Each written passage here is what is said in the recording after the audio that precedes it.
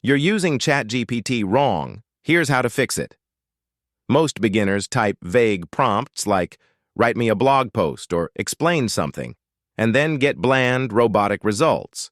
Sound familiar? You're not alone. And it's not that ChatGPT isn't good. It's that you're not using it the right way. Let's fix that. Here's how to get way better results with just a few tweaks. Step 1. Be specific. Don't just say, write a product review. Instead, say something like, write a 3-paragraph review of the iPhone 15 Pro Max for tech-savvy users. Focus on the camera, battery life, and performance. The more context you give, the smarter ChatGPT sounds. Step 2. Assign it a role. You can literally tell ChatGPT what kind of expert to pretend to be. Say, act as a professional copywriter, or act as a travel blogger. The tone, structure, and even vocabulary will change instantly to match. Step 3. Follow up.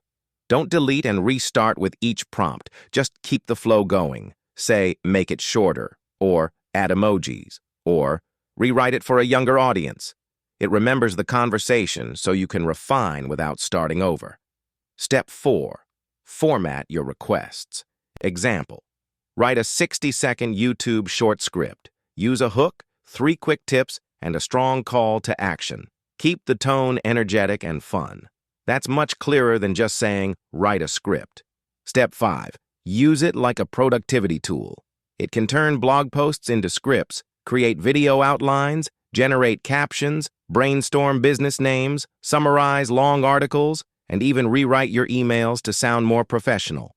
The key?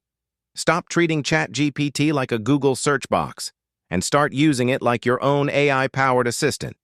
Want to unlock expert prompt templates, pro tips, and common mistakes to avoid? Check the full guide in the description.